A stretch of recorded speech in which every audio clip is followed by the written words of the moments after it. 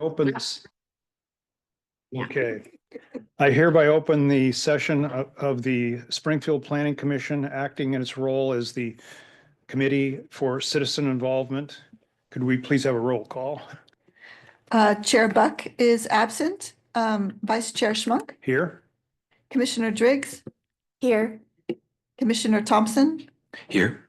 Commissioner Greenwell, Here. and Commissioner Weber. Here. Okay, hopefully you've all had a chance to review the agenda. Any changes for anyone? Okay. Call the first agenda item, Springfield Housing Related Code and Plan Update, Community Engagement Plan. Haley Campbell, Senior Planner, is going to help us with that. Good evening. Sorry. There we go. A little better. Good evening, commissioners. My name is Haley Campbell, as was introduced. I'm a senior planner. Tonight, we're going to be talking about a code and plan update. Before we get into the engagement strategies, I want to give you guys a little bit of a presentation. Parts of this presentation were shared with the City Council when we introduced the project to them on March 3rd, just to give a little bit of background and talk about what the project's about, again, before we get into those strategies. My apologies. You're muted, so nobody can. Can they No, hear me on the no. mic? But interestingly enough, I was just told that they can't hear you. Just a second, I'm gonna.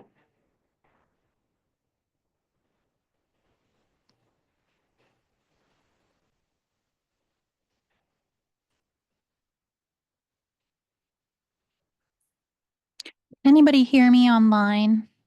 Feel free to leave a comment. Nobody can hear me. How about this? Can online hear this?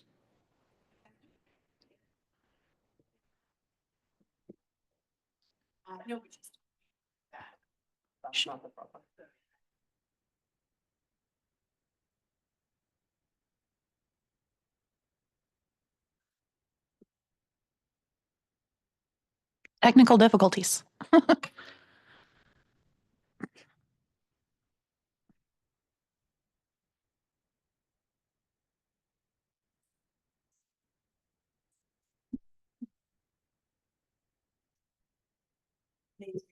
Okay.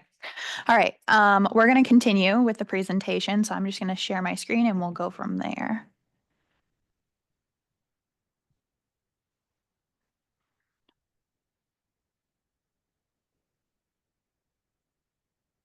Okay. So tonight, the purpose of the housing related code and plan update is to continue the ongoing work of Springfield's housing strategy to help the city come into compliance with all state housing related statutes and rules, as well as alignment with the city's goals for facilitating housing production, affordability, and choice by reducing regulatory barriers. Particular attention will be focused on amending the development code to include clear and objective standards for mixed-use districts. In Springfield's, as expressed in Springfield City Council Resolution number 2023-28. So at this meeting, of course, I'm going to introduce the project and I'll get direction from the Planning Commission on the engagement strategies. But for some background, on the screen, we're going to talk about the state statute compliance and the policy-driven changes, which are two parts of the code and plan audit, which is the first phase of this project. For state statute compliance, a portion of the audit, Cascadia Partners will review Springfield's development code, the comprehensive plan and refinement plans for compliance with DLCD's key housing statutes and rules. They will then redline the code and plan sections that are non-compliant or needing change for the code and plan concepts works to come. For the policy-driven changes portion of the audit, Cascadia Partners will review the comprehensive plan goals, the housing plans, and policy audits to identify existing or past Springfield pro-housing strategies. They will then take inventory of potential code barriers and select housing types from the CFEC walkable standards to test development feasibility against these code barriers. Again, any code sections or housing strategies from the comprehensive plans or refinement plans that trigger specific development barriers or issues will be flagged for change during the code and plan concepts work.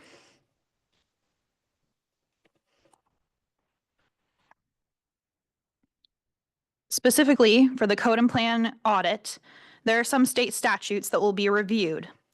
These look like ORS 197 and 197A for comprehensive land use planning, which will look at allowed housing types, procedural requirements, and clear and objective standards.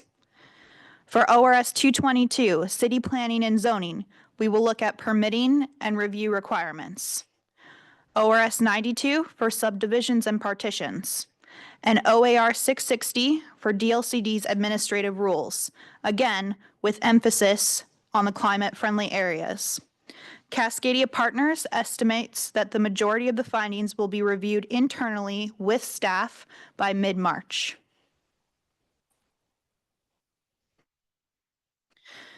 I'm going to go into a lot of detail here, so bear with me. For the clear and objective standards, ORS 197A.400, state law requires cities to adopt clear and objective standards, conditions, and procedures when regulating the development of housing. This applies to all standards that apply to housing and residential uses, such as design criteria, setbacks and height, and land use application criteria. This could look like partitions, subdivisions, site review, and conditional use permits that will provide housing. Two examples of some of the findings are shown on the slide in the box in blue. For SDC 3.3.1025 nodal development area, specific design standards, there's a standard for compatibility for massing and scale that required development to break up uninteresting box-like forms into smaller varied masses and avoid single monolithic forms that are not relieved by variations in massing. That's what our code says currently. Cascadia Partners found that SDC 3.3 1.1025 A1E3B, wow, is not clear and objective. New clear and objective code language could say buildings shall incorporate at least two of the following massing techniques for any facade longer than 50 feet. Notice the distinction. One is clear, the other is not. The other example shown on the screen is from Springfield Development Code 3.4.275, Glenwood Riverfront Mixed Use Plan District, Building Design Standards. The requirement is for ground floor building facades, where development must utilize ground floor windows and entrances that provide a high level of transparency by allowing views both inward and outward. Cascadia Partners found again that this was not clear and objective. New clear and objective code language could say something like, the ground floor must include transparency or glazing. This could look like glass windows or glass doors, totaling a minimum of 40% of the ground level wall area, including the ground level wall that is up to 10 feet above finished grade.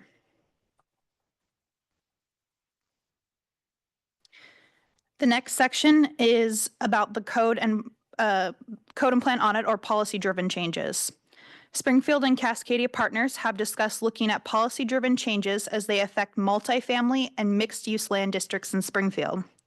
This is separate from the code compliance audit, which we just discussed, and you can think of it as our way of ensuring that citywide we are promoting policies through code that are supportive of housing development. This will feed into the code concepts work in the next phase. Notes from the CFEC walkability design standards note that many cities have taken or are in the midst of the first steps required by the CFEC program to designate climate-friendly areas. The requirements in OAR 660-12-330 or Rule 330 are intended to strengthen walkability for the rest of the city. Specifically, the main streets and neighborhoods surrounding the CFAs that will support these growing centers of activity. Land use regulations required by 330 apply to the entire urban growth boundary. This includes all commercial and residential zone districts. Cities are not required to update site design regulations in zones with a predominantly industrial or rural character. Walkable design standards apply both within and outside of climate-friendly areas. There will be some overlap between land use regulation changes related to 330 and those related to land use requirements in the CFAs, as required by 660-12-320.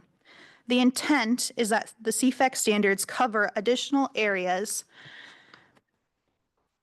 that are not designated as CFAs. For example, a highway commercial zone or small area of a neighborhood commercial and or downtown or corridor.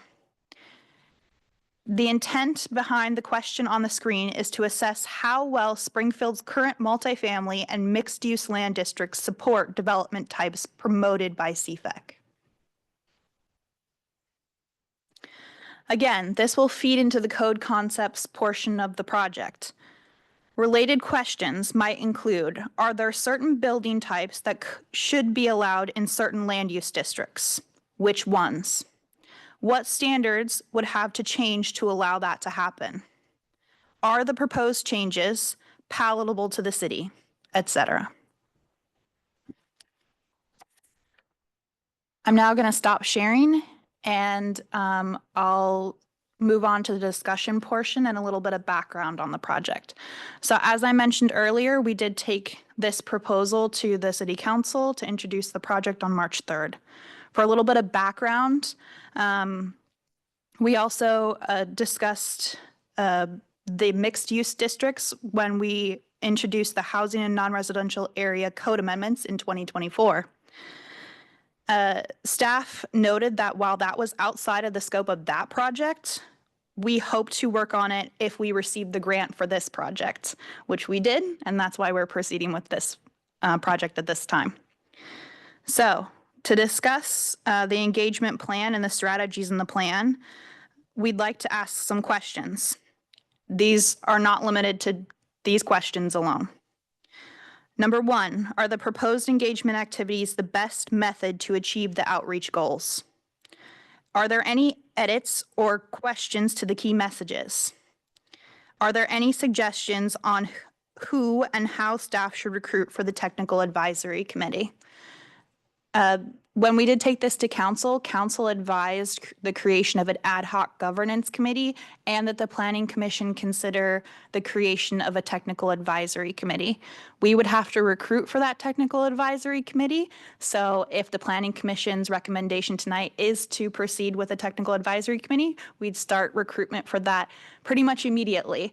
And then you would review the applications and we'd introduce the applicants at the May 20th date, which is the next date we have scheduled with the Planning Commission to discuss the results of the audit and discuss the applicants for the TAC. So I also have tonight, I'll share my screen for the engagement plan. And then if you guys have any questions or edits, I'm happy to edit them live with you on the screen.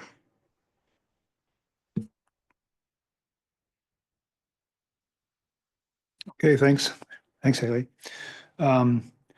So I guess any questions to start down here? None? Anybody? Okay. So we're working on the implementation of the code and plan updates.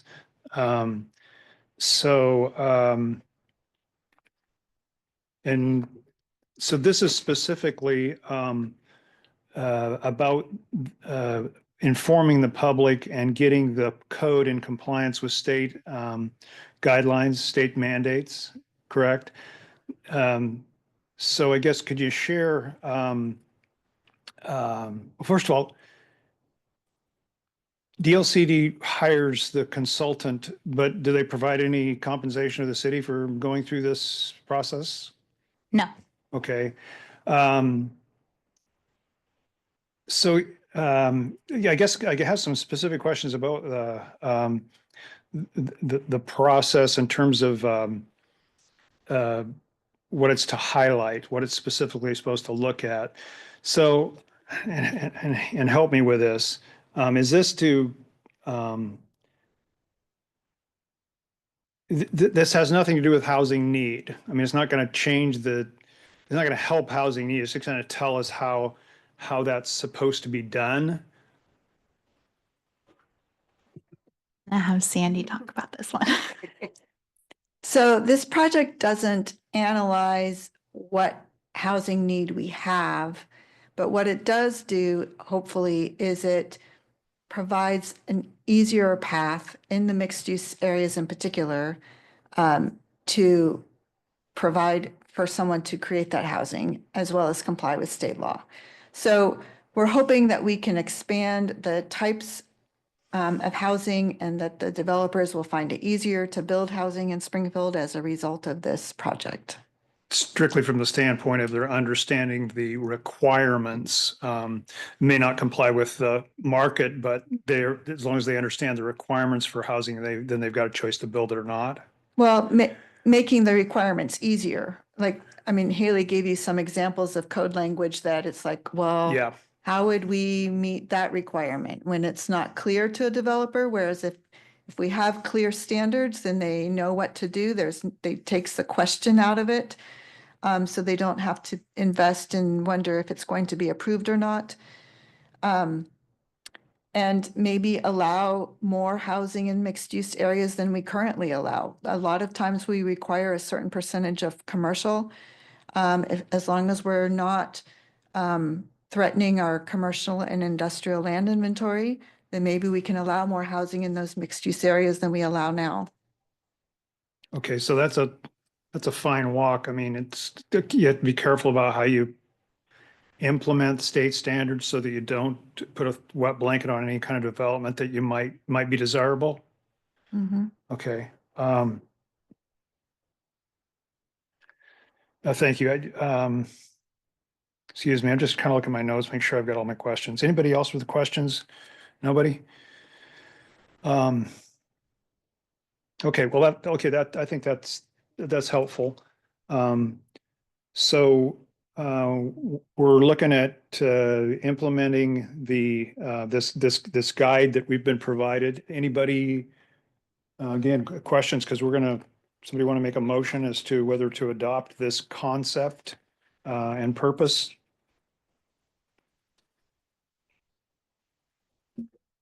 Haley, were you gonna share? Yeah, thank you. So I'm just going to scroll down to the strategies real quick.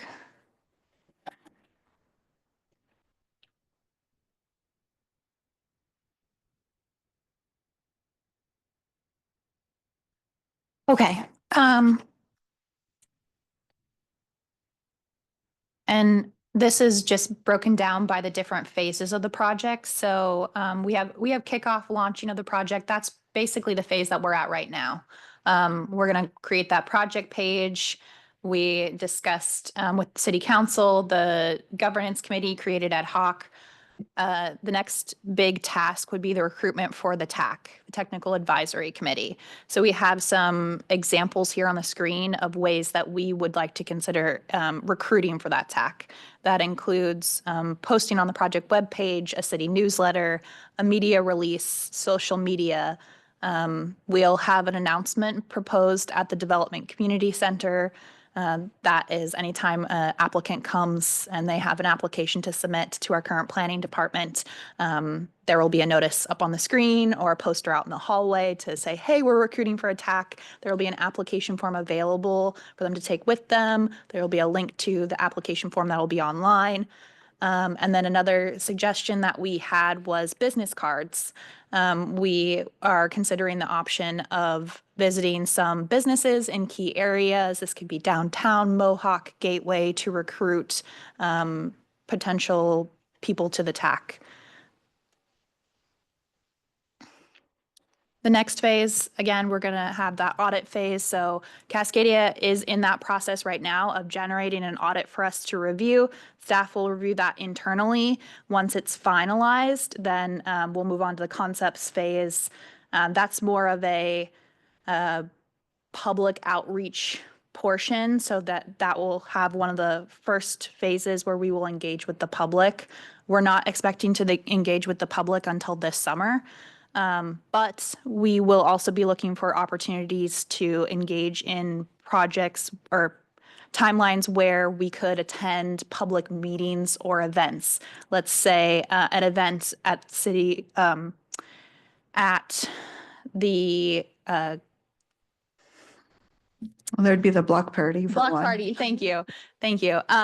Any council or chamber events, we would attend some of those, potentially hand out some of those business cards or flyers. We're considering presentations at those. We'd also be looking to connect with some industry professionals at one-on-one meetings or team meetings if possible. And of course, we'll be developing a fact sheet to just kind of get the word out about what this project is about.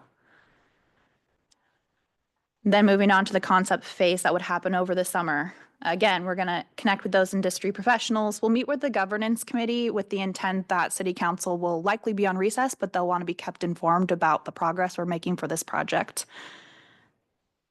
We're proposing to table at some events, so walk and roll events this summer, or any block party events that could be happening this summer. We just really want to try to get the word out about this project. We have the potential to include a survey, and that will be something that staff will work with Cascadia Partners to generate.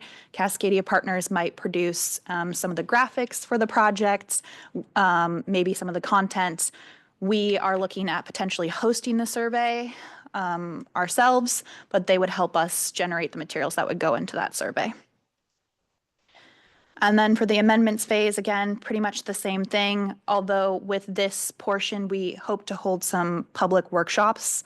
That will be an opportunity for the public who maybe hasn't engaged in previous events to come and ask questions of city staff or get any materials that may have been presented at TAC meetings that they didn't attend.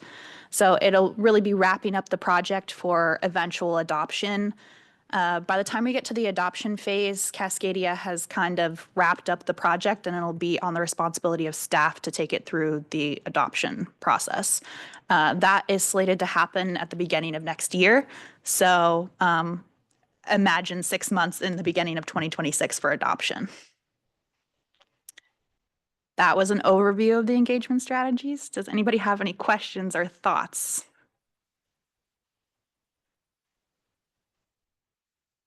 Just to make me clear on this, the technical advisory committee, is that the industry professionals, or is it separate from that? Yeah, so that's a great question. Usually, our current planning manager, Mark Rust, he has held some of our TAC meetings and governance committee meetings for the previous development code update project. He could potentially give some more information on that, but usually it's industry professionals, developers, real estate agents, housing providers, things like that, who usually have experience or interest in development in Springfield. So they usually can say, hey, I have a concern about this mixed use section of code. Sandy gave the example of and I think in our commercial mixed use district, there's a split between how much commercial and residential development can occur within a building. So that's some feedback that we received when we went through the housing and non-residential areas code amendments. That was actually a public comment that we received asking staff to look into that section. And of course, we mentioned we don't have capacity to look at it at that time, but now we received this grant so we can look at it. So those are really the types of questions and concerns we want to hear.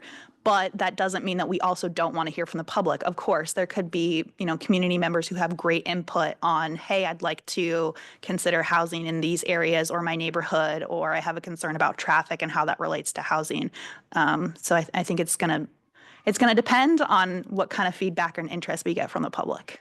So it'll be somewhat open is what it boils down to. You'll see who you get, in other words. Exactly. Yeah. Well, and I just based off of that, we've had some people who sat on previous TAC committees who said, I don't have capacity right now to sit on another one. But we have had other opportunities, potential recruitment for the planning commission, people who were not accepted, who we could potentially reach out to. Again, it's just going to depend. I think Monica wanted to say something as well to that. Good evening, commissioners. Wow, I'm not sure you can even hear me. Not feeling well. I don't know if I'm even audible. I might have to just follow up. Can you hear me? Yes, we can hear you. Okay. Haley touched on it, but we did some pre-work talking with some of our contacts in the development community who said they just aren't whether capacity or just maybe unable to participate in the TAC this round, but wanted to acknowledge their valuable input and heard positive things like they may want to engage in other ways more organically. So it would be can we just talk about this and meet for coffee, or can we come to your office, come to City Hall? So I think that industry professionals will engage in other ways as well to answer more of like, why do you identify it twice? Just trying to provide some flexibility.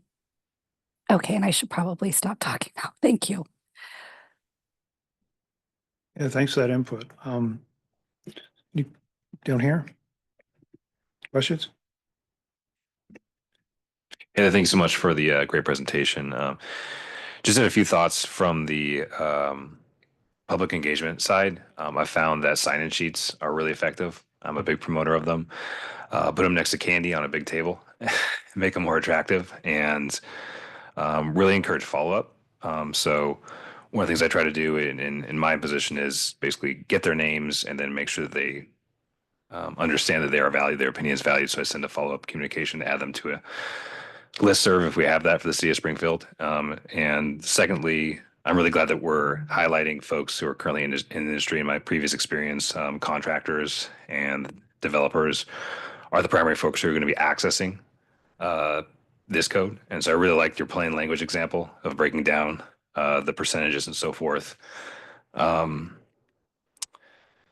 had one more thing, but excellent job. I really appreciate you also adding the discussion questions to the memo. I think that was a point I think I brought up a month or two ago, and it really helped me kind of zone in on what to focus on. So thank you.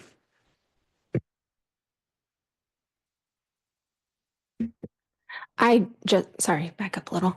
I just wanted to say that I really liked the idea of going to the local businesses in the climate friendly areas and speaking to like business owners there. I think that's a really valuable option that the city should pursue. I would definitely like to throw in positive for having a committee attack. The people that are going to daily use the language should probably be involved in producing the language. And I think that would ultimately make it easier. And after reading through the description of that, I'll volunteer for it if I can be the first or the second. That's it. So you're going to do this audit, and then we'll have a document to then look at, hopefully get the attention of folks and find a shiny object that we can get the community to look at. Is that fair to say? Yes, so I think the intent is the audit might not be ready for the public to review. That's just going to be like the initial results. We'll then go with those initial results, and that will kind of depend or help us make changes at the concepts phase. So there's 3 phases to the project, right? There's the audit, the concepts, and the actual amendments. And the audit is just the first look at it. The concepts are like, hey, here's some proposals that we have for amending this code section. What do you think? And that is where we would share that information with the public. That's where we'd want them to engage and be like, yes, I like this. No, I don't like this. They'd, maybe respond in a survey. We could talk to them about it at a tabling event, those times. And then from there, after we've finalized the concepts, we would go towards the adoption package. And that would be more of like, hey, we've done all this work. What do you think at a workshop or public event? Thank you. Okay, so, but I mean, obviously the audit's the first thing. We get there and then get some folks involved to look at it. So timeline wise, we're recruiting at what point? Now. Okay. Basically, as soon as I get out of this meeting and you guys tell me, hey, I do want to see you create a TAC, then as soon as I get out of this meeting, I'm going to start getting that information out there. We're going to create the website. We're going to get in a newsletter, in a social media post. So We're going to try to get the word out as quickly as possible so that we basically have about a month and a half to come back to you with a package of here's who we got, who were interested in being on that TAC. What do you think? Okay, so so you're definitely going to have a advisory, a TAC advisory group. And then, sorry, there was, so the governance committee, that's not necessary. You're asking us whether we think that should be implemented or recruited for? So we already took the governance committee proposal to the city council and usually, and I could be wrong, but I believe the city council are the ones who usually make a recommendation for that because it's not just the planning commission, it would be the city council and the planning commission. Although, you know, if you guys say you don't want a governance committee, we can talk to them at the next work session we have scheduled with them. That is not part of the governance committee. Basically, this timeline works where we usually go to city council and then planning commission and city council, planning commission, and then planning commission. So we'll be checking in with you guys several times at work sessions to go over, like I said, the audit, the progress we're making on the project, check in, ask questions, receive feedback. So the governance committee is usually 2 city council members and 2 planning commission members that would sit on the governance committee. And then TAC would be usually those public people or, you know, community members, developers, things like that. Should we be talking now about which one of the planning commissioners should be on that? Or is this premature? I would suggest you do that at your next meeting. Okay. Thank you. Not your next meeting, the next time that she comes back to you on Okay. this topic. All right. Then we can finalize the TAC and the governance committee with who will be from the planning commission.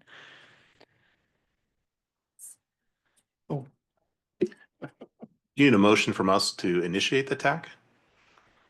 We're gonna Well, it's, implement the. yeah, Okay. the TAC is part of the community engagement plan. So if you approve the community engagement plan, that will be initiating the TAC. Got it. So I guess we're ready to approve the community engagement strategy. Yeah. Okay. I move to approve the community engagement strategy as presented in attachment 1 in the agenda packet for this item. I'll second. Okay. Moved and seconded. We have a motion second. Any discussion on the motion? Okay. Call for a vote. Can we have roll call, please? Sure. Commissioner Thompson, Aye. Commissioner Schmunk, Aye. Commissioner Weber, Aye. Commissioner Greenwell, Aye. and Commissioner Driggs. Aye. Motion passes 5. Aye. I can count. 5-0. 5-0. Okay. All right, motion carries.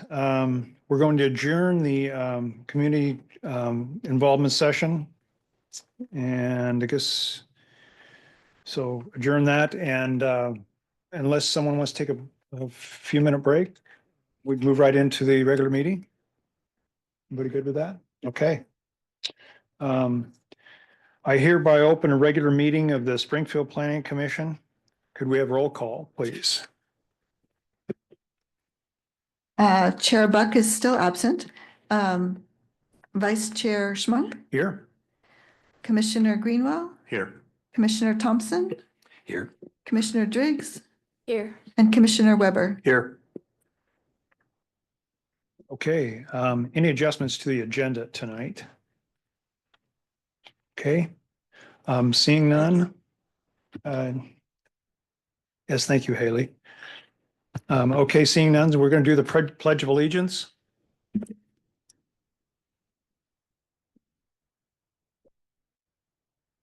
I pledge allegiance to the flag of the United States of America, to the republic for which it stands, under God, indivisible, liberty and justice for all.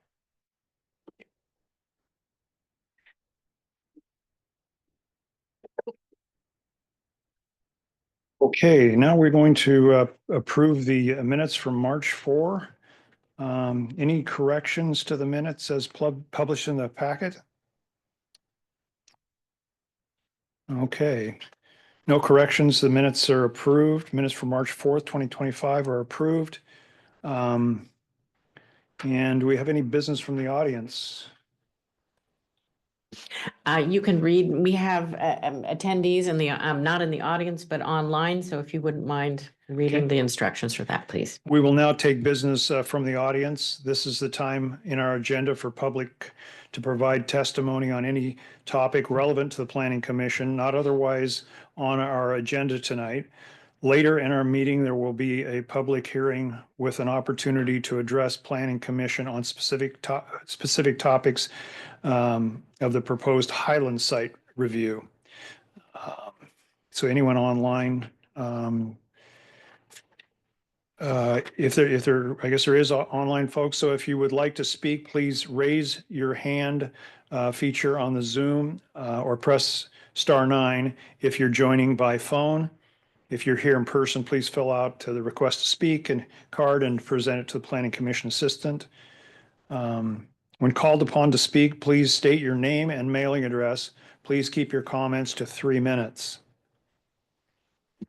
I see no hands raised online and there are no, there's no one in the audience. Okay. Okay, for the first agenda item, Highland Plan Site Review. This is a continued public hearing from February 19th. Since that meeting, the applicant has withdrawn the application from major variance, so we will only consider the site plan review application tonight. Mary Bridget Smith explanation. We'll do an explanation of the quasi-judicial hearing process. Thank you, Chair. I'm going to be putting into the record and advising the commission about some procedural aspects of this quasi-judicial hearing. This is a continued hearing, so it'll be a shorter amount of information than typical, but I'll go ahead and read into the record and then you can query members about conflicts of interest or ex parte contacts. So before the start of the hearing, members of the Planning Commission will state whether they have a potential or an actual conflict of interest. A potential conflict occurs if a recommendation could result in the financial benefits or avoiding a detriment for that commissioner or one of their household members or business for which they're associated. An actual conflict occurs if their recommendation would have that result. For potential conflicts of interest, the commissioner will explain the nature of the conflict, but may still participate in the deliberations and decision-making.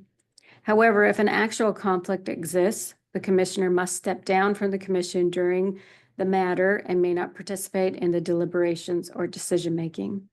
Conflicts of interest must be declared at each meeting, and if a commissioner announced the conflict at a first public hearing, they must restate it this evening. Commissioners will also state whether they have discussed the application in question with any of the parties or have any independent knowledge of relevant facts, such as from a visit to the site in question. If a commissioner has such ex parte contacts, they must disclose the substance of that contact. If a commissioner has independent knowledge of relevant facts, the commissioner must summarize those facts if they are already not included in the record. Unlike a conflict of interest, commissioners only need to disclose any ex parte contacts or independent knowledge of relevant facts that they have not already disclosed at the first public hearing. During the time for public testimony, a witness may challenge the impartiality of a planning commissioner and may rebut the substance of the commissioner's knowledge of the facts. The commissioner in question may then respond to that challenge. Chair, it is now appropriate to open the continued public hearing and ask any of the planning commissioner if they wish to declare any potential conflicts of interest, actual conflicts of interest, ex parte contact, or independent knowledge of relevant facts. Thank you. Thank you. I'll now open the public hearing on this item. I'll start by asking planning commissioners to disclose any conflicts of interest, bias, or ex parte contact or personal knowledge of relevant facts. And we'll start to the left with Commissioner Thompson. No conflicts of interest, bias, or ex parte contact. No potential or actual conflicts of interest, bias, or ex parte contact. No conflicts of interest, bias, or ex parte contact. No conflicts. bias or ex parte contact. Nothing to declare or disclose, no ex parte contact or contact of any kind on this issue. Okay, Mark Rust's with us for the staff report. Mark, thank you. Good evening, Chair and Commissioners. I'm Mark Rust, the current planning manager with the City of Springfield. I'm sitting in for Andy Lindberg tonight, who's the senior planner working on this project. We are just requesting the Planning Commission to acknowledge, one, the withdrawal of the major variance, as was stated earlier, and then also to continue the public hearing again from the original public hearing that was opened. Let me just check the date, February 19th, 2025. It had been continued to tonight, and now we're requesting it be continued again until April 15th, 2025 at a special meeting time of 6 p.m. I do have just a brief written statement from Andy tonight that I'd like to read into the record, if that's all right. So Andy had prepared this. His staff would like to provide a quick update on the Type 3 major variance and site plan review applications that are subject to the continued public hearing this evening. The applicant has withdrawn the major variance request and has submitted modified application materials for the site plan review application. Because both applications were previously elevated to, well, I should say that the Type 2 site plan in conjunction with the major variance was elevated to a Type 3 process to be before this body. The acceptance, review, and approval of the modified site plan will remain with the Planning Commission. The modified site plan materials were received after the March 18th meeting packet was due, so there wasn't sufficient time for staff to create an amended site plan review report. The applicant's request for modified site plan, along with an amended site plan review staff report, will be presented to the Planning Commission for consideration as if approved or acknowledged by the Planning Commission tonight at the meeting on April 15th. The applicant has agreed to restart the 120-day review timeline from the date they submitted the modified application materials. At this time, the Planning Commission is being asked to accept any testimony pertaining to the proposed site plan review. After any testimony, the Planning Commission is requested to continue the public hearing to the date of April 15th, 2025 at 6 p.m. The modified application and updated staff report will be available at least 7 days before the April 15th public hearing for any members of the public to review and if they wish to comment on the modified application. That's all that is written, so I'm happy to answer any questions. Questions? Go ahead. Just out of curiosity, could you explain, I guess, what will the removal of the major variance result in a change to, I guess, the improvements on the subject site with its removal? What will it look like? What changes, I guess? Sure. So my understanding, the major variance was originally requested to ask to not pave the parking area or vehicle maneuvering area on the property. It is a development standard in our code that vehicle maneuvering areas be paved, essentially. So the applicant was originally trying to find if they could seek that, not paving it through a variance. Basically, through the initial staff review, it's not possible to request that standard to not be met through a major variance. One of the approval criteria for a major variance states that you're not asking for an exception to a development standard, basically. So, which is exactly what was being requested. So we wouldn't have been able to find that they had met the burden to achieve the major variance. So based on that initial input, they decided to withdraw that. So the modification to the site plan now will reflect them proposing likely to pave the area instead of not having it paved. Thank you. Okay, thank you. Is there no other questions? So we're going to call for public testimony. Now's the time for the public testimony. We'll start with those in favor, followed by those neither in favor nor opposed, and conclude with those opposed. If you would like to speak and are joining us via Zoom, please use your raised hand feature or on the Zoom, or press *9 if joining by phone.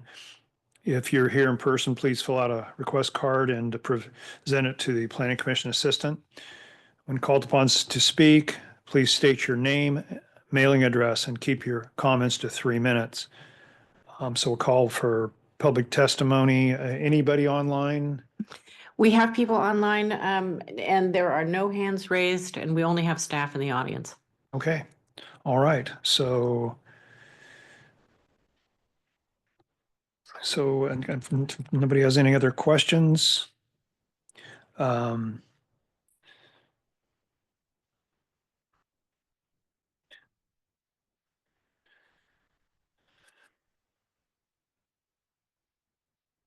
So since the applicant has requested additional time to modify their application, staff's recommended that we continue the public hearing to a later date.